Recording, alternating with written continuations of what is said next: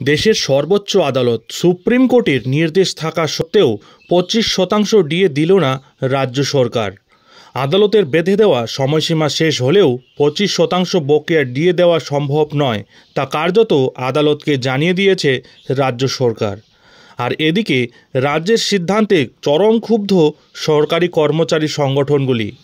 আর এই আবহেই এবার মহার্ঘ ভাতা সংক্রান্ত আসল তথ্য চেয়ে অর্থ দপ্তরে আরটিআই দাখিল করল ইউনিটি ফোরাম। সূত্রের খবর, দুর্গাপুরের বাসিন্দা তথা বাঁকুড়ার একটি প্রাথমিক বিদ্যালয়ের শিক্ষক তথা ইউনিটি ফোরামের সম্পাদক পলাশ দত্ত মহার্ঘ ভাতার আসল খরচের হিসেব জানার জন্য আরটিআই করেন।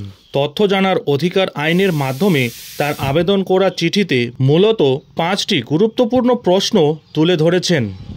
জানা গিয়েছে, অর্থ দপ্তরের চলতি বছরের 4 মার্চ মেমোরেন্ডাম নম্বর 1135 FP2 এর ভিত্তিতে এই প্রশ্নগুলি করা হয়েছে, যেখানে সরকারি কর্মচারীদের ডিএ নির্ধারণের ভিত্তি থেকে শুরু করে বার্ষিক মোট খরচ নিয়ে নানান প্রশ্ন করা হয়েছে।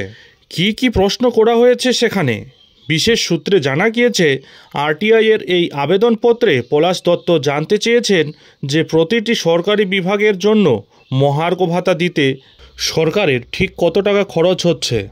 2025-26 অর্থবর্ষে মহার্ঘ ভাতা বাবদ রাজ্য সরকারের মোট আনুমানিক কত টাকা খরচ হবে এবং সরকারের এই মহার্ঘ ভাতা বৃদ্ধির ফলে মোট কতজন উপকৃত হচ্ছেন। এছাড়াও কতজন কর্মী বা পেনশনভোগী এই বর্ধিত মহার্ঘ ভাতা পাওয়ার আওতায় এসেছেন এবং কিসের ভিত্তিতে রাজ্য সরকার এই মহার্ঘ ভাতার হার নির্ধারণ করেছে। এই সমস্ত প্রশ্নের উত্তর জানতে চাওয়া হয়েছে অর্থ দপ্তরের কাছে। উল্লেখ্য, ইউনিটি ফোরামের তরফ থেকে এই 5 গুরুত্বপূর্ণ তথ্যের উত্তর জানার সময়সীমাও বেঁধে দেওয়া হয়েছে অর্থ দপ্তরকে। তথ্য জানার অধিকার আইন 2005 অনুযায়ী জানা গিয়েছে, আগামী 30 দিনের মধ্যে এই আবেদনটির উত্তর দিতে হবে সংগঠনকে। আর সেই কারণে রাজ্যের লক্ষ লক্ষ কর্মচারী এবং পেনশনভোগীরা তাকিয়ে আছেন এই রিপোর্টের দিকে।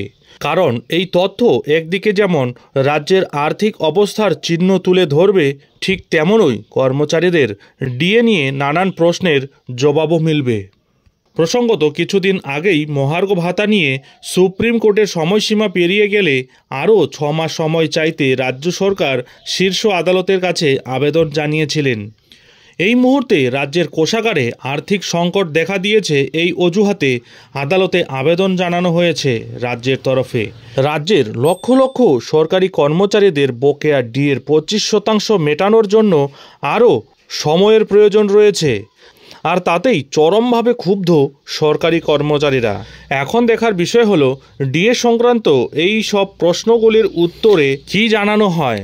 যাই হোক, এখন এখানেই শেষ করছি। এই ধরনের ডিএ সংক্রান্ত যে কোনো ধরনের ছোট বড় আপডেট ঠিক সময় মতো পেতে হলে অবশ্যই চ্যানেলটিকে সাবস্ক্রাইব করে বেল আইকনটি বাজিয়ে অল নোটিফিকেশন অন করে দিন।